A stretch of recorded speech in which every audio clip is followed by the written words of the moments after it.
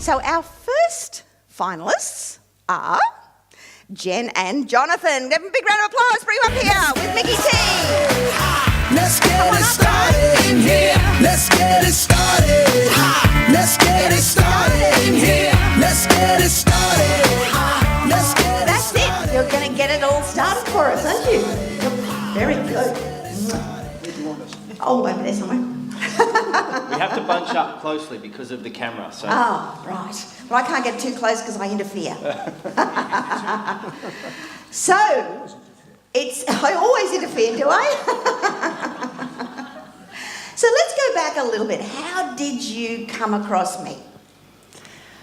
Well, the first thing we did was, this is 4 years ago, believe it or not, so it's taken us a while to get up here, but we're going to enjoy it, I suppose, while we're up here. We were in a situation where financially we were in a lot of trouble. And I'm going to, first time I met Dipna, I cried, and I'm going to try not to cry on this stage. But we were in the midst of selling our PPR because we had to cover a huge debt. And we had known a couple of friends who were, actually we didn't know were in the property game, but they were in platinum at that stage. And they said to us, you've got to read this book. So we read the book. 101 Secrets of a closet property developer or something. I think it was, Oh, it was that one, wasn't it? no, I think it was the Confessions. Confessions, yeah. That'd be the one I would give you to start with, Confessions, yeah. The Confessions. So we read that, and they said, so now you go to a one-dayer. So we went to the one-dayer, met Dipna afterwards. She won't remember this, but I cried on her shoulder because we were in a situation emotionally and financially where our life was in turmoil. It really was. And as I met Dipna and I thought, my God, there's a future. We have got hope. And that's what's happened. The long and short of it was that I'd bought a business about 5 minutes before the GFC, and Jen had very nobly agreed to a second mortgage on the PPR. And this was a PPR that we'd built 5 years previously. I mean, it wasn't our dream home, but it was certainly the embodiment of everything that we'd worked hard for the last 25 years. It's where we'd basically raised our kids and schooled our kids and done all that sort of stuff. And we were approaching the sort of... when I bought the business, because I'd been made redundant through corporate reshuffles and takeovers and changes of strategy, not for doing a bad job, not fired because you're not doing well, but just, the landscape changes. And that had happened 3 times in the past 6 or 7 years or whatever. And I thought, bloody hell, this is ridiculous. We need to take control of our future. And I thought buying the business was a really good thing to do. Well, not a bad decision on its own, but it just happened to be 5 minutes before the GFC. And that changed the world for a lot of people, us included. So we had the debt on the home that we just built, we had the debt that we used to buy the business, and the business just wasn't going well, and it was profitable. We'd had to restructure it. It was profitable, but it just wasn't profitable enough to cover the principal interest on the debt. So before the bank told us to sell the house, we thought we'd better take control ourselves. And actually, we decided that we were going to sell it, retire the debt. And that was a huge wrench for us. Mm. So Jen's feeling the pain because she hasn't got a house anymore. She's lost all her memories. How did you feel when you started with I Love Real Estate Community? Because I remember sitting down with you. It was a really tough time. We had the meeting with Dipna, and Jonathan was chatting and talking, and then Dipna turned to me and said, "So, how are things?" Well, I could not speak. I was so emotional about where we were. She had to change the subject and talk about our children, because I could talk about the kids, because they were okay. We've got 3 fabulous children, and we sometimes look at each other and go, how the hell did we do that? I mean, honest to goodness, we're trainee parents, and they're really great kids. So we talked about that, and I think probably the next time I met Dipna, I cried, and so I'm crying now. But I'm crying now for a different reason. Very good. So what action did you take? We took out from that we had to get on and do something, and Dipner suggested we go and, with the money we had and a bit of serviceability, we could go and buy somewhere regional in northern Queensland, New South Wales or somewhere like that. So we went home that Christmas. I forgot we joined Platinum, didn't I? So we went to the one-dayer, we joined Ultimate, we joined Quantum, and by December, the one-dayer was September, by December we were Platinums.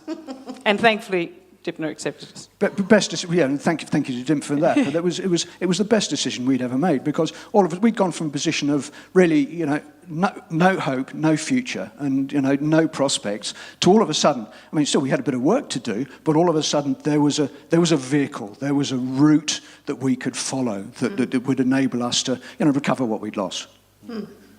So, you went regional, and in fact you went to Toowoomba in Queensland. Yeah, we thought, oh well, why not? Throw a dart at the board or something. Well, there was some logic in that, because we were coming up to Platinum on the Sunshine Coast every 2 months. Toowoomba was a lot less inconvenient than, say, southeastern New South Wales, which I think was another of your suggestions, or even dear old Albury-Wodonga, I think you suggested. I mean, that's a 3.5-hour drive from Melbourne. So in fact, Toowoomba, which is only an hour and a bit from here, from Brisbane, if you're coming up 6 times a year and you've got your A team in place, you put your professionals in place. Toowoomba's actually quite a logical thing to do. So it's a 2-unit development? It was a 2-unit development, and the block was in not one of the best parts of Toowoomba, Harlaxon. But we made a team, we got a town planner, and we interviewed 3 different town planners, and we found one we really liked.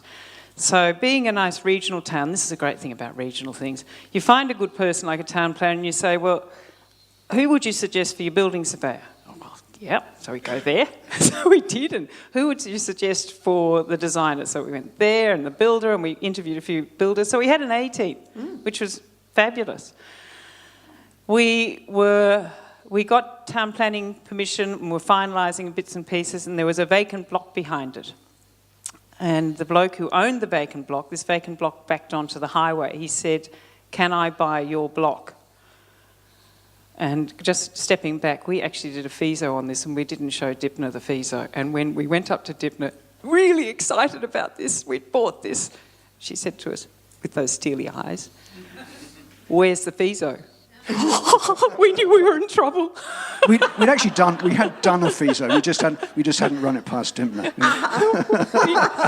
Now, Mick doesn't stand for any of that rubbish now, does he? No.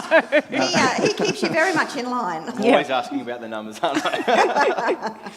So anyway, you sold it to the guy next door? Yep. Made a small profit? Sure. We made 70,000 and then 40,000 after costs. Okay, so sold 70,000 more, so you got 40 odd grand in your pocket. Yep. For 3 months' work. Which not is not bad. too bad. Yeah, Yep. you were coming up anyway. Yep. We thought it was pretty. So we thought this is pretty easy.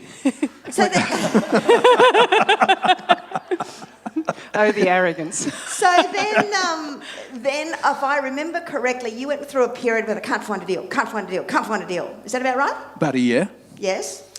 And then somebody got their back up and decided, well, I'll find a bloody deal then. Does that sound about right? Yes. I work 4 days a week, and Jonathan was working 6 days a week. And on the Fridays, I used to get lots of meetings organised. So Melbourne is a very spread out city. And I had 5 meetings set up, and I was going from one side of the city. I actually caught up with some Platinums for lunch, and then over to the other side. And I had been on the road since 9 a.m, and I finally saw, what did Kevin call them? A person who finds deals for you. Hound dog. A buyer's advocate. Buyer's advocate. Boy, he called it advocate. something else. Yep. So Hound dog. Yeah, hound dog. So I came home and I'd been to the buyer's advocate, and I thought, God, the two of us, we're never going to be able to do this. We'll use a buyer's advocate. So I'm sitting down that night, and Jonathan's come home, and we're having a drink. Yes, we do drink. We need to drink sometimes. And I said, I think the thing we've got to do is get a buyer's advocate in. And he said, no, don't be ridiculous. We can do this ourselves. We've got time. Oh, I was cross. I was really cross because I just spent the day and I was tired and upset and couldn't get anything done, and our mindset wasn't quite right. So I went to bed that night, and don't hold it against me, but I was still cross. And I got up at midnight, still cross, because I couldn't sleep. And I got onto that computer and I found a student accommodation that had 12% return, like that. So that was in Bendigo? That's in Bendigo. Right. So it's obviously positive cash flow. I obviously manifest well, I think. What Jen hasn't told you is that if she hadn't have written the address down at 3 o'clock in the morning, whether she'd found it, she wouldn't have been able to remember where it was the following morning. So just as well she'd written it down. And that wasn't the drink. So this one here, you bought this one, it was about $15,000 positive cash flow. Yes, yeah. Very nice. That's in the self-managed super fund. In the super fund, fine. Yep. Then you decided you might do a bit of a development. We've always sort of had a hankering. We'd built our PPR. We'd renovated several times. We'd always had a hankering to be property developers. And somebody, another platinum came up to said, "Look, I've got this deal in Adelaide. Are you interested?" And we were still in that sort of, we can't find a deal, can't find a deal, can't find a deal sort of phase. Notwithstanding the fact that Jen had found this student accommodation, but we really wanted to develop. So we leapt in to the Adelaide deal. Look, I mean, preempt probably one of your questions. I mean, the issue there is we should have certainly done a bit more due diligence. Didn't show anybody the FISO again, did you? Mm-hmm. Didn't show anybody the FISO again, did you? Well, we didn't do a feasibility study. We were shown the feasibility study by our joint venture partner, which was enough said. And it was, look, but the real issue was that we didn't do enough due diligence on what else was being developed in the area. So when we came to sell the product, and we've just sold the third one, you may have seen our posts recently, we've sold the third one after quite a lengthy delay. There was a lot of competition at a price point much lower than we needed to sell ours to make a decent profit. Anyway, we're out of it now and we can move on. But that was the big You broke even on the deal. Yes. We broke even on the deal. And look, we've got a huge amount of learning out of it, and we certainly couldn't be doing what we're doing now had we not been through that experience. Mm. And then you come back to Melbourne with that experience, with knowledge on development and other things which you wouldn't have got otherwise, and we ended up with this. Well, that's what it'll look like when it's finished. Yes.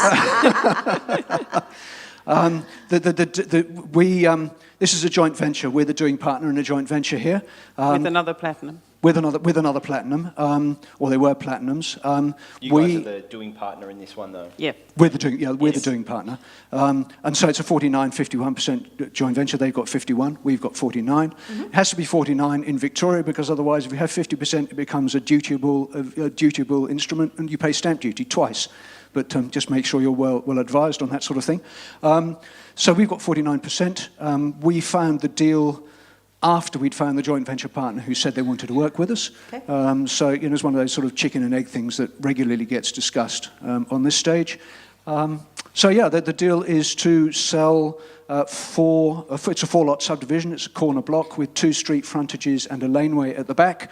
The idea is to sell 4 lots with plans and permits in place. We're actually going to go one better than that. We're going to sell it with plans and permits and engineering and all the other bits and pieces and working drawings, and see if there's a market for that. If there isn't, our joint venture partners expressed an interest in going ahead and build, or we might get some further equity, bring in some further equity from this room, maybe. And go ahead and do the build. We haven't quite got to that position yet. So the figures show on this one about 215 profit. 215 if we sell it as vacant blocks. Yep. And you've got lots of comparable sales as well. There's houses being built opposite the Yep. site that you've got. Yes. 780,000, 790,000. Correct. So if you do build, there's a substantial uplift in profit. Yes. More than double that profit. Yeah. Yeah. Yeah. Okay, so that led you to the next one. Well, you can talk about this, darling. I'll cry again. Okay, well, I'll talk about it. You can butt in. About 15 months ago, which is about... she will butt in. All right, I'll tell. Yeah, put it on the board. We put on, Jen put on the whiteboard, our whiteboard, and we do all the whiteboards and the vision boards and the 2-year planning. As you should. You do, you have to. You must. If you can take nothing else away from what we say here to do, just in the fact that it's taken us 4 years to get this far, just keep doing it. Please, keep doing it. Anyway, we do the whiteboards and all that sort of stuff. And about 15 months ago, Jen put up on our whiteboard, it said mortgage in our own name by September the 30th, 2017. Now, we had no idea how we were going to achieve that, but it sure as hell went on the whiteboard. And we were off earlier just in August this year, where our daughter lives and works in New York. We hadn't seen her for a couple of years, so we were just about on the plane to go to New York when Jen's mum popped her head up out of her sandbox and said, "I'd like to do a joint venture with you." He actually likes her. It's okay. She popped up and said, isn't quite what she said, but it's how we interpreted it. "I'd like to do a renovation joint venture with you on your house because I think you need to be back into your own home." So 2 weeks before we went to New York, Jen said, "We'll go and look at this and this and this and this and this. And because I'm doing property full-time, I can do that." And off I went and had a look. And she, at the end of the night, said, "Well, which one could you live in?" And I said, "Well, that one or that one is fine. The other one's really far too small." And finally, Well, while we were away, staying with our daughter, my brother bid on this townhouse. It's 2 bedrooms upstairs and a living room, kitchen downstairs. And we came back and we've got a house. Which is... yeah. And that means a lot to you, Jen. It really does, especially listening to Ross this morning. I've got a couple of friends who... this not being able to get a rental property, if you do not have a job, you will not be able to rent a property. Now, I've got 2 friends. One is a consultant and the other one's husband who hasn't had a job for a few years. They lose this rental property. They're in their car. Now, this is seriously scary stuff. And we were not going to be there, because I'd kill him if we had to be there. But... it's a scary world out there, and for me to have a place that I can say, that's where I'm living, as you get older, it makes a big difference. When you're 22, you really don't think about it, but when you get a bit older, you need to have a roof over your head that you feel secure in. So this was a big thing to me, and I don't think Jonathan actually realised how much it was to me to have this, but I'm a much more relaxed person, because I'm always a relaxed person. A much more relaxed person, knowing, and we move in on the 9th of December, that this house is going to be ours, and it's in a joint venture with my mum. We've put in 50% and she's put in 50%, but no one can throw us out of our rental property. We've been renting for 4 years, and that's not good. It's not good. Jonathan, you started investing full-time about 12, 18 months ago, and you went on a pretty big sort of discovery session with yourself. Why don't you tell everyone a bit about what your why is, because it's pretty moving. I closed the business just over 2 years ago now. So we'd sold the PPR, and I tried to make a go of the business, but I simply couldn't make it work for whatever reasons, and that's entirely. I can't blame anybody else but myself. So I closed the business, and of course, when you get to a point where you can't blame anybody else but yourself, you've got nobody else to blame, and so you go through a fairly sort of difficult period. You've been to Bali, hadn't we? We'd been. Well, I was coming to that, but yes. So it's our 35th wedding anniversary next year, and it's been wonderful living with Jen, but and it's going to be, and the next 35 years are going to be just as wonderful. But it's but yeah. And so I licked my wounds for a bit, and then I thought, well, crumbs, I'm going to have to go and get a job. And I looked for a job, and looked for a job, and looked for a job. And we were at a platinum meeting up on the Sunshine Coast at the beginning of last year, and one of the platinums told me, you know so much about property, why don't you just do property full time? And the previous year, we'd made a decision that we were going to go to Bali on a retreat in the middle of last year. Now, imagining the woo-woo stuff. Yeah, with the woo-woo stuff. Yeah, which, well, as you know, I didn't. It's taken me a while to embrace this. We had to soften you. Yeah, no. Well, I'm the accountant. I'm the scientist. I'm the one who falls in love with the numbers. Yeah. I'm now who you see here before you today. But so we went to Bali. And Bali was great. No grog, very little meat, yoga at 6 in the morning, massages, relaxation, all that sort of stuff. And it was wonderful.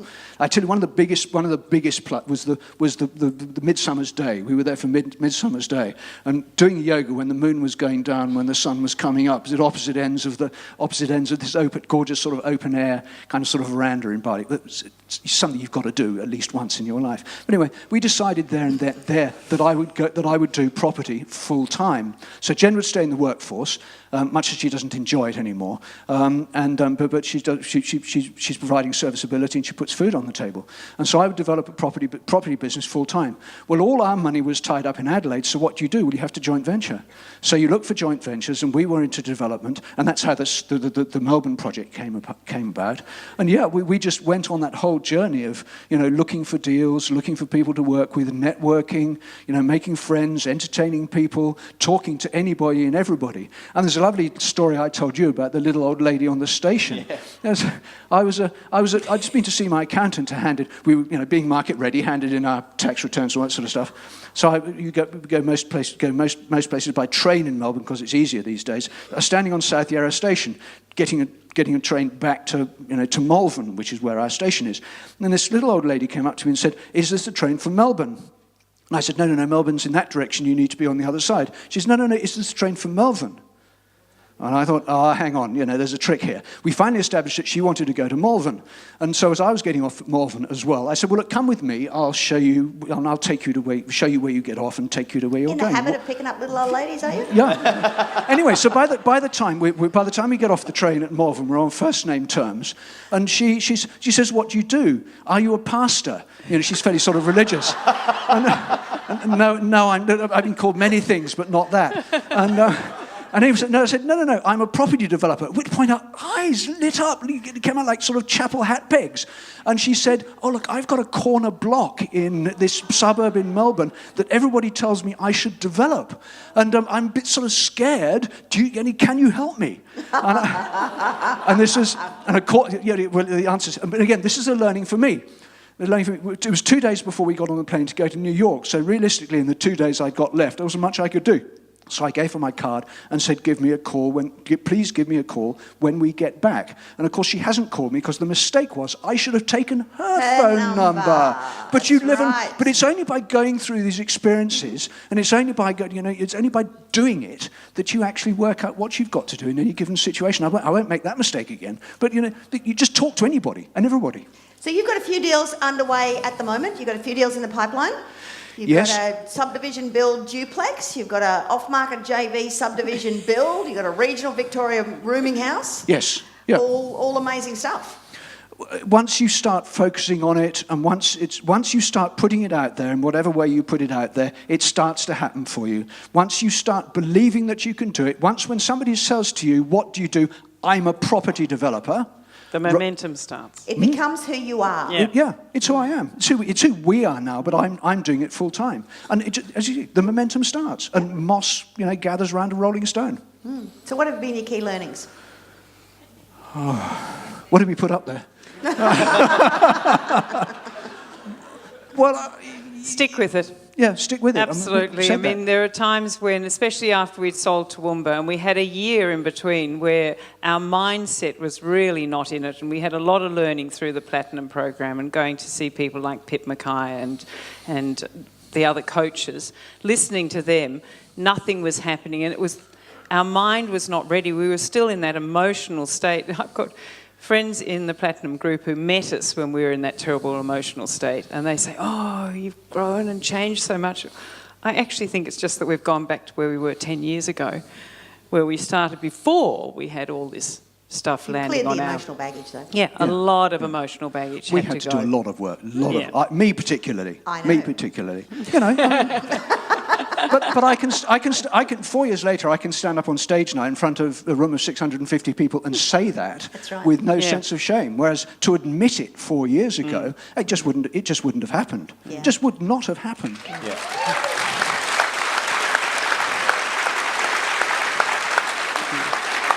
And guys, while I've got you up here on stage, I'd actually like to publicly thank you for your effort and support that you put in for the community. These guys do an amazing work in the community, helping others, having dinners with others, coaching others, helping them through processes and everything. And for that, I really do thank you. Thank you. Thank you. Thank you. Thank you.